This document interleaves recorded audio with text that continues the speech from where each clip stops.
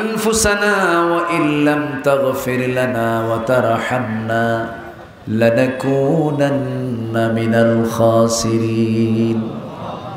গভীর রাত, নিঝুম রাত, ঝিমানো রাত্রিতে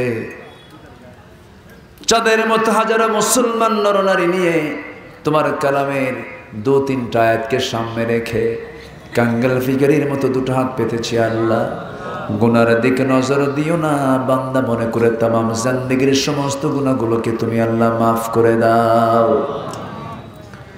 জনম দুঃখিনী মা, জনম দুঃখী বাপজান যারা দুনিয়া থেকে বিদায় নিয়েছেন, জিন্দেগীর গুনাহগুলো মাফ করো, কবরগুলোকে জান্নাতের টুকরা বানায়া দাও। আব্বা আম্মা যারা চলে গেছে সে তো বোঝে মা ডাকের মধ্যে কি মধু আছে রে। বাবা যারা চলে গেছে বাবা ডাকের মধ্যে কি আনন্দ, কি তৃপ্তি আছে রে।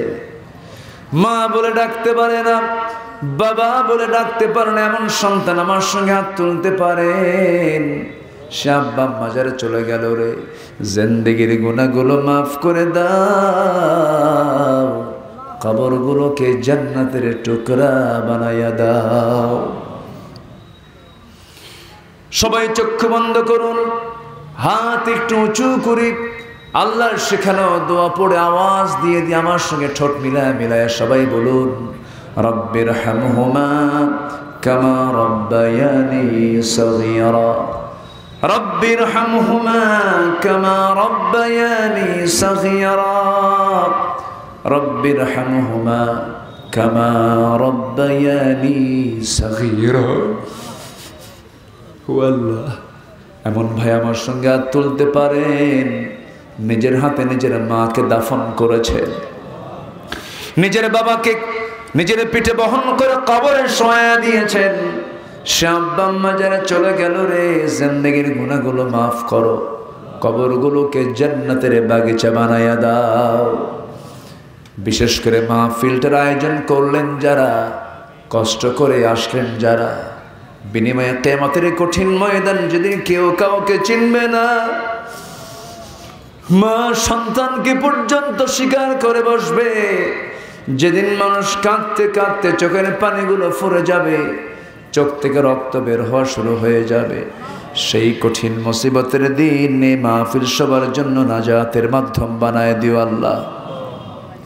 আমার ডানে বামে সামনে পেছনে যত ভাই আড়ালে যত মা বোন হাত তুলেছেন, যার যা প্রার্থনা তুমি আল্লাহ দয়া করে মঞ্জুর করে নাও। এই দোয়াটা আমার জীবনের শেষ দোয়া হতে পারে। ও আল্লাহ, তোমার কাছে ফরিয়াদ করি, তোমার পছন্দের বান্দা না হওয়া পর্যন্ত মরণ দিও না। আয় আল্লাহ তাআলা, এমন সময় হাত তুলেছে 56টি মুসলিম রাষ্ট্র হওয়ার পরেও বাইতুল মুকাদ্দাস আজকে ইহুদিদের দখলে চলে গেছে। আল্লাহ, বাইতুল মুকাদ্দাস তুমি আল্লাহ মুসলমানদের হাতে ফেরত দিয়ে দাও। 180 কোটি মুসলমানের এই দুনিয়ায় আবু বকরের মতো মনের মতো একজন নেতা তুমি আল্লাহ পাঠাইয়া দাও। আয় আল্লাহ তাআলা, আমার তারেক ভাইকে কবুল করো, যুব সমাজদেরকে কবুল করে নাও। এই হেলকুন্ডার প্রত্যেকটা ঘরকে তুমি আল্লাহ ইসলামের দুর্গ বানায়া দাও।